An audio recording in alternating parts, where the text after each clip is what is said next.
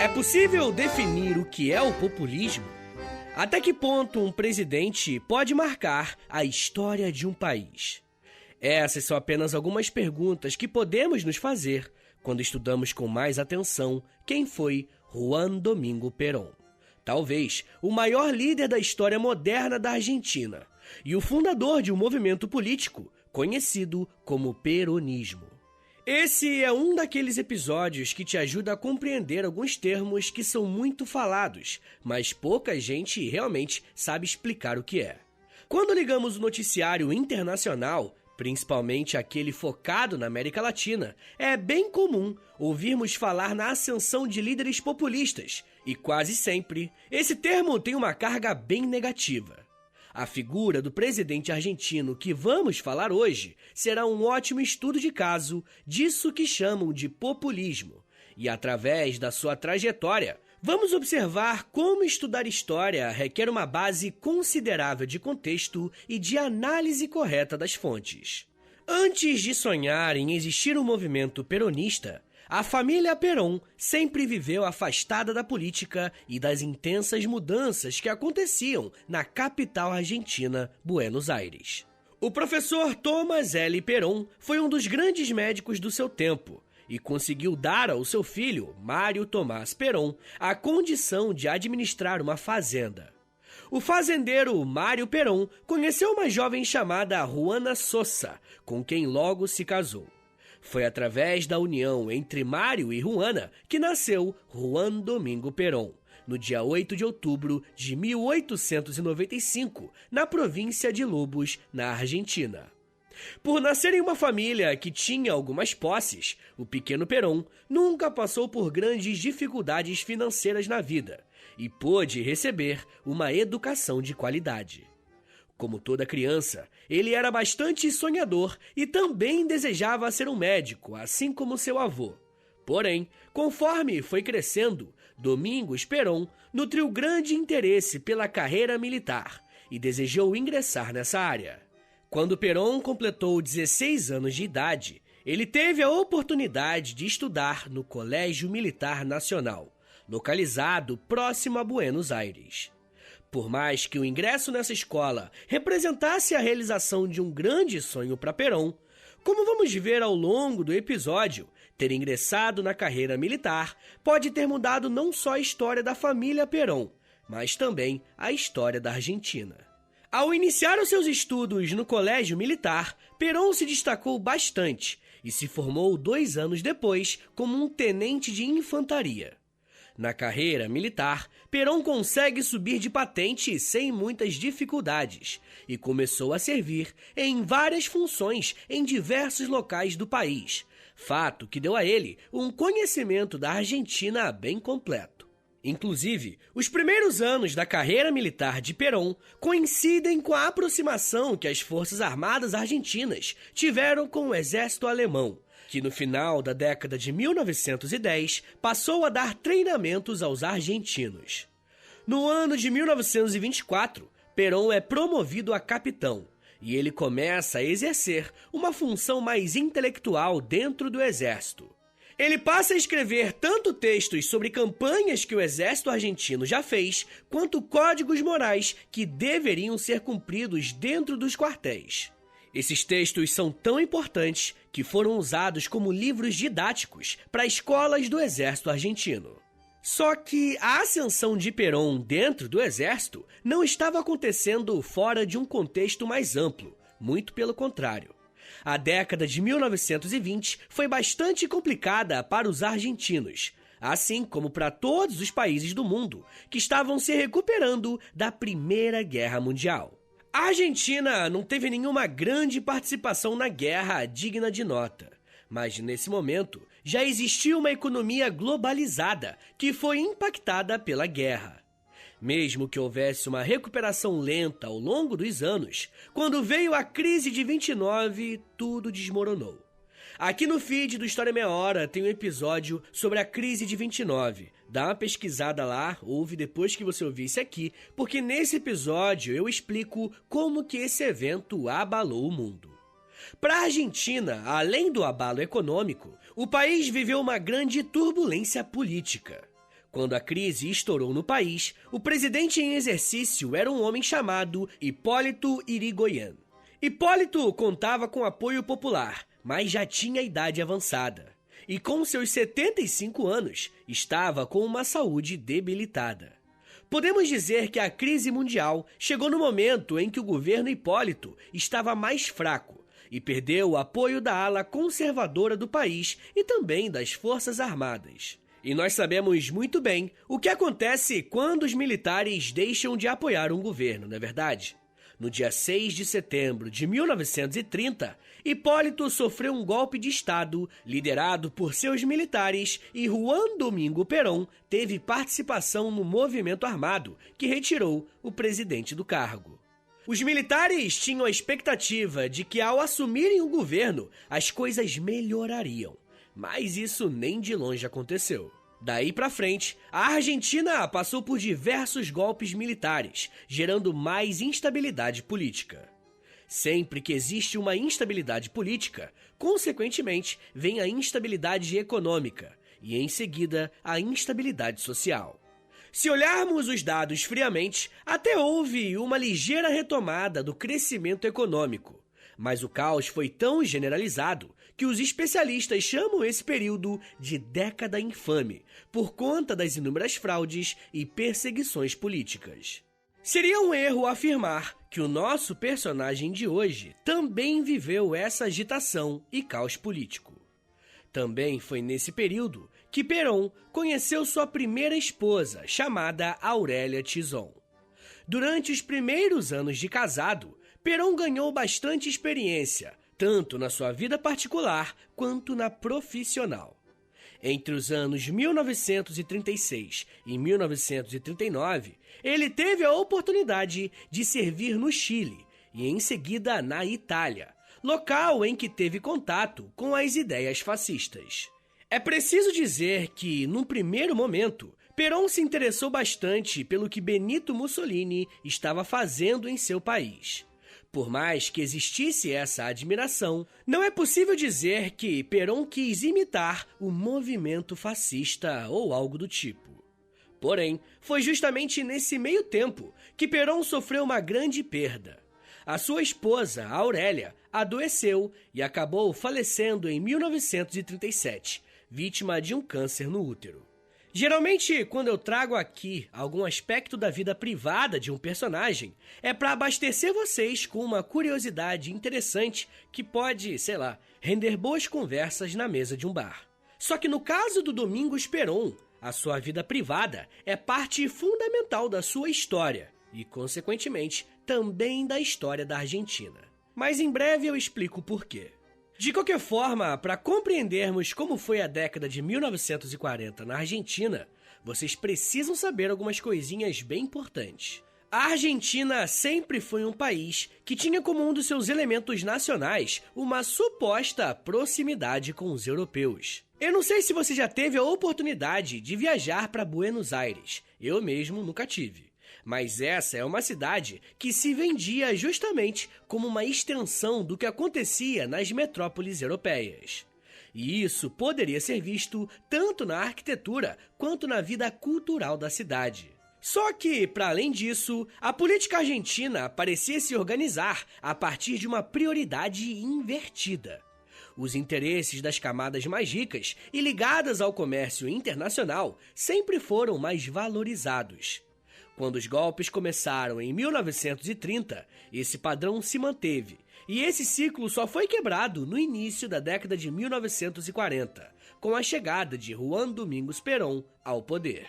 Mas como um capitão do exército que escrevia artigos que viraram livros didáticos entrou na política? Bom, quando a Segunda Guerra Mundial começou, em 1939, grande parte dos militares demonstraram apoio aos alemães, mesmo que a Argentina, enquanto Estado nacional, se mantivesse neutra no conflito. Essa diferença de postura entre o presidente Ramon Castilho e os militares abriu mais uma frente de crise política e um novo golpe passou a ser arquitetado. Um grupo extremamente nacionalista e conservador de militares e que simpatizavam com o nazifascismo criou uma organização chamada Grupo de Oficiais Unidos, popularmente conhecido como Gol. No dia 4 de junho de 1943, a Gol aplica um golpe de Estado no presidente Ramon e assume o poder na Argentina. O primeiro militar desse grupo a sentar na cadeira presidencial é Arturo Rawson. Se esses militares assumiram o controle na Argentina em 1943, estamos falando de um período em que a guerra ainda estava rolando. Por isso, Rawson vai focar as suas forças em industrializar o país e deixar o mercado externo um pouco de lado. E foi justamente nesse esforço que Juan Perón entrou para a política. Como o nome de Perón já era bastante consolidado dentro das Forças Armadas, como um nome técnico e bastante articulado politicamente, o presidente o trouxe para o governo. Juan Domingos Perón, que trabalhou em diversas funções, foi ministro de guerra, vice-presidente do país e secretário do Trabalho. E dentre todas essas funções, a que Perón mais se destacou foi a de secretário do Trabalho. E aqui começamos a ver uma gênese daquilo que muitos chamam de populismo. Na sua gestão como secretário, Perón concedeu muitas leis trabalhistas que não existiam no país. Dentre essas mudanças, podemos citar o aumento do salário dos trabalhadores, estruturação da Previdência Social e o 13º. Porém, ao mesmo tempo que ele concedia essas medidas aos trabalhadores, Perón trabalhava ativamente para desarticular os sindicatos do país. A ideia era que o único intermediário entre o patrão e o funcionário fosse o próprio governo. Ou seja, se por um lado Perón dava muitos direitos e melhorias aos trabalhadores, ele enfraquecia os sindicatos, que em geral eram ligados aos partidos de esquerda. E assim, ele dava entre aspas, porque existia uma militância sindical organizada que reivindicava esses direitos. O que Perón fazia era aplicar em lei as demandas sociais. Mas mesmo sendo colocado no governo pelos militares, o próprio Grupo de Oficiais Unidos, a GOL, passou a ver a figura de Perón com bastante preocupação. Por conceder alguns direitos aos trabalhadores, as alas mais conservadoras das Forças Armadas viram nisso um risco da Argentina acabar aderindo às ideias socialistas. Conforme a popularidade de Perón aumentava, no início do ano de 1945, esses militares organizaram uma marcha antiperonista, chamada Marcha de la Constitución y la Libertad. Diante desse cenário, a cúpula militar da Argentina se uniu com a elite econômica para aplicar mais um golpe no país. Esse golpe foi dado no dia 8 de outubro de 1945 e Perón foi preso. Só que Perón não ficou muito tempo na prisão e um dos motivos da sua soltura tem relação com a sua vida amorosa. Além de ter sido um político extremamente popular por conta dos cargos que assumiu no governo do GOL, em 1944, Juan Perón começou um relacionamento amoroso com uma atriz muito famosa e conhecida na Argentina. Eu tô falando de Maria Eva Duarte. Maria Eva veio de origem humilde e conseguiu ascender na carreira como atriz do cinema argentino e de radionovelas. Foi a partir desse trabalho como atriz que Eva se tornou a figura mais conhecida do país. Quando Perón foi preso, Eva organizou uma enorme manifestação popular com o objetivo de libertar Juan Perón da cadeia. A pressão foi tão grande que os militares não tiveram outra alternativa a não ser libertar Perón no dia 17 de outubro de 1945. A moral do cara estava tão grande que ele saiu da cadeia e já foi discursar para mais de 300 mil pessoas que estavam se manifestando. No dia 26 de outubro do mesmo ano, Juan Domingos Perón e Maria Eva Duarte se casaram, e a atriz passa a se chamar Eva Perón, popularmente conhecida como Evita. Como veremos ao longo do episódio, Eva Perón foi uma grande estrategista política que soube muito bem exercer a função de primeira-dama e, ao mesmo tempo, garantir a popularidade de Perón. De acordo com a historiadora Jéssica Maiara de Melo Carvalho, a partir daquele momento passaram a existir duas Evas. Ela diz que, abre aspas, Haveria a Eva Perón, mulher de Juan Domingos Perón, futuro presidente da Argentina, cujo trabalho é simples e agradável, trabalhos dos dias de festa, de receber honrarias e, de outro lado, existia Evita. Essa outra postura refere-se à figura pública de mãe dos descamisados e que só os humildes teriam direito de chamá-la de Evita. Só eles tinham direitos de seus sorrisos. Fecha aspas. Como deu para notar na explicação da professora, Eva Perón foi praticamente uma política ao lado de Juan Perón. Ao sair da cadeia, o ex-secretário do Trabalho e ex-vice-presidente tinha um caminho natural dentro da política, que era basicamente disputar a sua primeira eleição presidencial. E ele não só fez isso, como essa campanha agitou completamente os ânimos da Argentina. Eu quero falar mais sobre como foi a chegada de Perón na presidência, mas me dá um minutinho aí, tá, gente, que daqui a pouco a gente volta. E eu falo um pouco mais sobre populismo, conceitos, sequestros, mitologia, direita e esquerda e útero. Segura aí, que é um minutinho só.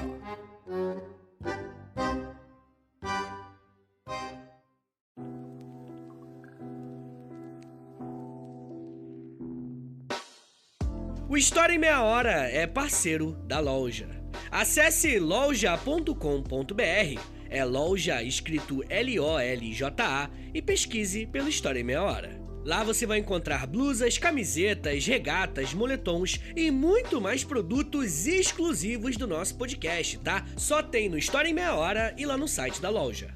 Tem uma blusa que é uma mistura do Lampião com a Kira, tem uma que é da Cadela Laika, tem uma que é o Street Fighter, só que com figuras históricas do Brasil. Gente, tem muita coisa irada por lá.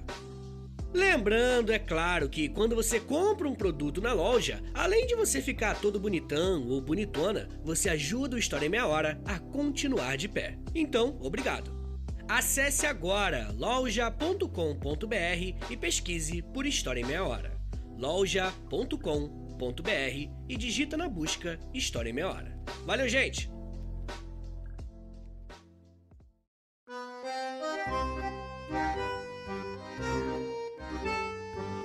Abre aspas.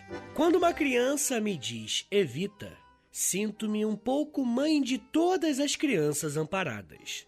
Quando um operário profere essa palavra, sinto-me companheira de todos os homens de trabalho. Quando uma mulher me chama de Evita, sinto-me sua irmã. Fecha aspas. Essas palavras foram escritas por Eva Perón em sua autobiografia chamada La Razón de mi vida, publicado em 1951, um ano antes da sua morte. Eu trouxe esse trecho aqui por dois motivos. O primeiro é mostrar como ela conseguiu criar uma identidade profunda com a população argentina. E, em segundo lugar, mostrar como ela foi uma das grandes responsáveis pelo sucesso do governo do seu marido. Molecada, não tem como falar de Juan Perón e o seu governo sem falar sobre Eva Perón. É praticamente impossível. Mas antes de qualquer coisa, vamos tentar entender como que o Perón chegou ao cargo de presidente. Após sair da cadeia, Perón encerra sua carreira militar para poder se filiar ao Partido Laborista para concorrer às eleições.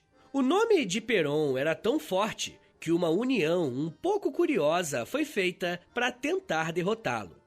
O adversário de Perón nas eleições era a União Democrática, que foi uma aliança firmada entre conservadores, a UCR, que é a União Cívica Radical, e os comunistas. Se liga só na turma que o Perón conseguiu juntar contra ele. E eu nem preciso dizer que a União Democrática era absolutamente antiperonista. Apesar da sua popularidade, Perón foi eleito com 52,4% dos votos, e seu primeiro governo foi de 1946 a 1951. Lembra que eu disse que ele se filiou e se elegeu pelo Partido Laborista? Então, no ano seguinte à sua vitória, esse partido foi dissolvido, e em 1947 foi criado o Partido Peronista. O primeiro governo de Perón foi marcado pela industrialização e pelo aumento do consumo dos argentinos. O presidente nacionalizou ferrovias, bancos e empresas de diversos setores. Ou seja, o controle estatal cresceu muito, chegando até a controlar os meios de comunicação e as universidades. Essa política nacionalista abre um imenso debate sobre o que muitos chamam de populismo.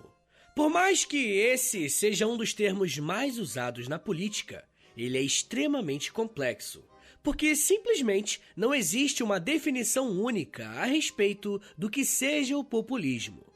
Muitos autores preferem dizer que o populismo deve ser aplicado a cada país, ou seja, o populismo da Argentina é diferente do populismo no México ou aqui no Brasil. De forma mais ampla, o historiador Marcos Napolitano explica que o populismo pode ser caracterizado por, abre aspas, uma relação direta e não institucionalizada entre o líder e as massas, forte nacionalismo econômico e defesa da união das massas, liderança política baseada no carisma pessoal e na rede de clientelismo e frágil sistema partidário. Fecha aspas.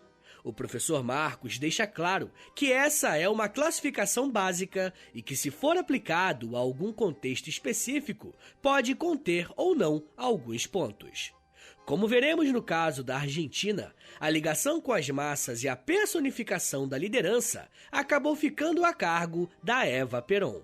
Dentro do governo, o trabalho de Eva era presidir a Fundação Eva Perón, uma associação que fazia assistência aos mais necessitados e foi um dos acertos da política peronista. A figura de Evita foi muito usada no governo Perón, como propaganda do próprio governo.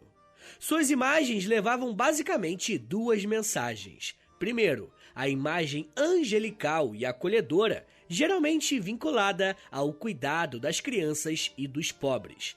E segundo, beleza e sensualidade, mas sempre mostrando ela como complemento ao Perón, formando o par ideal. Com toda essa popularidade, Eva Perón foi o grande pilar do peronismo. Sempre que ela se referia ao marido, era como uma espécie de devoção. Inclusive, quando ela escreve a sua biografia, fica claro essa admiração a Perón, pois o texto serve praticamente como uma propaganda do próprio marido. Ela fala como ele era atencioso, preocupado e pensava sempre primeiro no povo. Com o tempo, Evita Perón passou a ter uma imagem pública quase que mítica. Ela era a protetora da nação. Politicamente, além das reformas em prol da população argentina, Perón também reformou o sistema judiciário e a Constituição do país. Em 1949, Perón estabelece a Constituição Justicialista, que concede ainda mais direitos trabalhistas, permite o voto feminino e, claro, estabelece a reeleição. Se tem uma coisa que um líder populista gosta, é de ficar no poder. Foi com essa base que Perón tentou mais uma vez concorrer à presidência no país. Na eleição de 1951, Perón ganhou com mais folga, tendo 62% dos votos válidos. A tradição política da Argentina era tão conturbada que os militares que eram a oposição a Perón tentaram mais um golpe de Estado. Só que dessa vez, Perón conseguiu apoio de uma ala das Forças Armadas e o golpe foi reprimido. A elite argentina financiou esse golpe porque o populismo argentino ganhava cada vez mais o apoio da classe trabalhadora. O governo Perón é marcado por diversos direitos concedidos aos trabalhadores, mas hoje, alguns historiadores veem esse movimento como uma estratégia de evitar uma revolução socialista, algo muito temido no início da Guerra Fria. Pode parecer um pouco paradoxal, mas o populismo argentino fortalecia a classe trabalhadora e tentava diminuir o poder dos sindicatos de esquerda. Não era incomum ouvir Perón dizer que ele não era nem de esquerda e nem de direita, mas sim um terceirista, uma terceira via. Mesmo que Perón tenha conseguido vencer os golpistas e se manter no cargo, o ano de 1952 começou com a maior de suas perdas. Eva Perón foi diagnosticada com câncer no útero. Pois é, você não ouviu errado. Assim como a sua primeira esposa, Eva também teve câncer uterino. Evita faleceu no dia 26 de julho de 1952, aos 33 anos de idade, muito jovem. Assim como a sua vida e o seu casamento foram usados politicamente, a sua morte também foi. O governo Perón começou com uma espécie de culto à imagem de Eva. Criaram bustos, quadros, selos e muito mais. Sua biografia foi distribuída nas escolas e a sua imagem, ao lado de Perón, era comum nos livros infantis. E um fato curioso é que o seu corpo foi sequestrado pelos militares. E isso porque eles estavam com medo de acontecer algum tipo de histeria popular com a morte de Evita. Esse desaparecimento só serviu para aumentar a mística em torno da ex-primeira-dama. E eu quero falar mais sobre o mistério do corpo da Eva Perón, mas lá para os apoiadores do História em Meia Hora. Se você quiser ouvir, esse podcast exclusivo vai ser disponível para os apoiadores. E aí é só você clicar no link da descrição ou acessar apoia.se/História em Meia Hora. E aí qualquer plano que você assinar lá já vai ter acesso a esse podcast e aos mais de 70 que tem por lá. Mas enfim, gente, com a morte de Eva Perón, o governo do seu marido perdeu muita força. Já no seu segundo mandato, as políticas de aumento de salários e de estatização da economia não estavam fazendo a Argentina progredir. As massas começaram a abandonar Perón e os golpistas aproveitaram essa oportunidade para derrubarem o presidente. Os militares arquitetaram um golpe no ano de 1955 e, para se manter no poder, Perón convocou uma manifestação em seu favor na sede do governo. Essa passeata aconteceu no dia 16 de junho de 1955 e foi um dos dias mais sangrentos da história da Argentina. Nesse dia, os militares massacraram os civis que foram ali apoiar o presidente. A aeronáutica simplesmente bombardeou a própria população. E eu não quero entrar em muitos detalhes porque eu tô pensando em fazer um episódio justamente sobre a ditadura argentina. E aí, se vocês quiserem, manda um comentário no último post lá do Instagram, que aí eu vou saber que vocês querem e ainda vai me dar um pouquinho de engajamento por lá. Mas, rapaziada, de qualquer forma, poucos dias após o bombardeio, Juan Domingos Perón renunciou à presidência. E no dia 19 de setembro de 1955, o ex-presidente se exilou na Espanha. Com o exílio de Perón, aconteceu uma coisa completamente inusitada. Por mais que ele tenha sofrido um golpe, o peronismo se fortaleceu mais do que nunca. Partidos tanto de direita quanto de esquerda começaram a reivindicar o legado de Perón para a Argentina. E é por isso que falamos que o populismo, o peronismo no caso da Argentina, é algo tão complexo. Na Espanha, Juan Perón se casou mais uma vez com Isabelita Perón em 1961. Mesmo longe do seu país, o exilado dá um jeito de se manter ativo e influente politicamente, alimentando esses vários partidos peronistas que começaram a pipocar na Argentina. Ao todo, Perón ficou 18 anos exilado na Espanha. Em 1973, o general Alejandro Lanusse deu sinais de que daria o poder novamente aos civis. E Perón viu uma ótima oportunidade de voltar ao seu país. Os militares convocaram eleições para 11 de março de 1973, mas Perón estava impedido de concorrer. O Partido Peronista venceu essas eleições com 49,59% dos votos, tendo como presidente o político Héctor José Camporra e o vice Vicente Solano Lima. Mas quer saber o que é mais interessante? Foi o próprio Juan Perón que escolheu quem seriam os políticos que concorreriam pelo partido que ele fundou. Ainda em 1973, Perón e sua esposa voltam à Argentina, e o presidente em exercício e o seu vice renunciam ao cargo e pedem novas eleições. Mas agora, sem nenhum impedimento para Perón concorrer. Olha que doideira! O presidente e o vice-presidente renunciam ao cargo. Eu não tenho memória disso ter acontecido antes na história. A eleição é feita em setembro de 1973 e a chapa peronista é composta por Juan Perón e Isabel Perón como vice. E adivinha o que aconteceu? Perón ganhou mais uma vez. E ele começou seu terceiro mandato com 60% dos votos válidos. Os primeiros meses desse novo mandato foram bastante conturbados. Como uma ditadura militar tinha se instalado no poder por 18 anos, muitos grupos de esquerda radical se organizaram e passaram a fazer sequestros e saques pelo país. Ao assumir a presidência, as ações não encerraram e Perón condenou os movimentos terroristas, dizendo que tomaria medidas contra o marxismo. Mesmo tentando ser mais energético, Perón não conseguiu cumprir a sua promessa, pois faleceu no dia 1º de julho de 1974, vítima de uma parada cardíaca, aos 78 anos de idade. Sua esposa assumiu seu lugar, mas como não tinha o mesmo carisma de Evita, foi completamente rejeitada pela população. Não foi nem um pouco difícil para os militares aplicarem mais um golpe em 1974 e darem início a mais uma ditadura violenta na América Latina. Poucos políticos têm um legado tão grande na vida pública quanto Juan Domingos Perón. Como eu disse, o peronismo foi reivindicado por partidos de direita e de esquerda ao longo dos anos. Não só o legado peronista persiste, como também a imagem de Evita.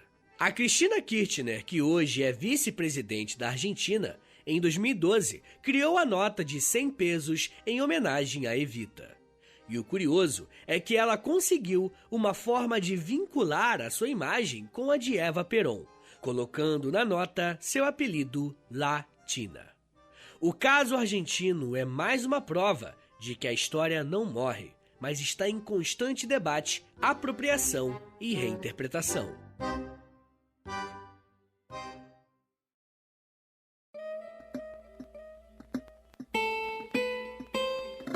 Senhores, muito obrigado por terem vindo até aqui. Meu nome é Vitor Soares e sou professor de História. E você acabou de ouvir o História em Meia Hora. Rapaziada, vocês devem ter percebido que eu tô um pouco gripado, que eu voltei de São Paulo e por algum motivo, cara, é impossível voltar de São Paulo no inverno e não ficar gripado. Eu não sei, a poluição, é o frio, não sei. Mas tô gripado, então desculpa aí, mas, né, acontece. Não vou deixar de lançar episódio por isso. De qualquer forma, compartilha esse episódio aí, rapaziada, dá essa moralzinha, posta nos stories, e aí você me marca no @História em Meia Hora, ou você pode postar no Twitter também, e aí você me marca no @H30podcast. Gente, se você gosta do História em Meia Hora, se você quer ver esse podcast continuar de pé por muito tempo ainda, a melhor forma disso acontecer é você assinando o Apoia-se, beleza? Lá tem muito conteúdo exclusivo para os apoiadores, tem conteúdo de Clube do Livro, de conteúdo diário no Instagram, tem muito episódio exclusivo, gente, é muita coisa. Entra lá no apoia.se/História em Meia Hora. Mas muita gente me pediu para fazer um Pix, então, gente, qualquer valor eu agradeço demais. Anota aí, é historiaemmeiahora@gmail.com, que é meu Pix e também é o meu contato, tá? Então, se você precisar falar comigo, é por esse e-mail aí, historiaemmeiahora@gmail.com. Rapaziada, duas coisas que eu sempre esqueço de avisar. Primeiro, clica aí em 5 estrelinhas no Spotify, dá essa moralzinha, não custa nada. Clica em seguir e clica no sininho, tá, gente? Que isso faz muita diferença pro podcast dar certo.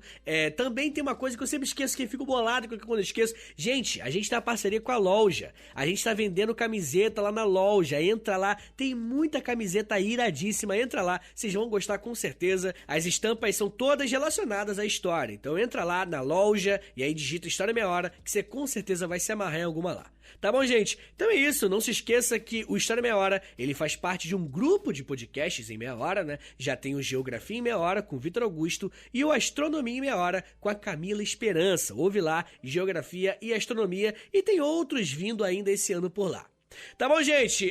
Me siga nas redes sociais, @Prof. Vitor Soares no Instagram, no Twitter e no TikTok, tá? Todo dia eu lanço um videozinho educativo lá no TikTok, dá uma passada lá e já me segue lá pra dar aquela moral, tá bom, gente? Então é isso, muito obrigado, um beijo, até semana que vem e valeu!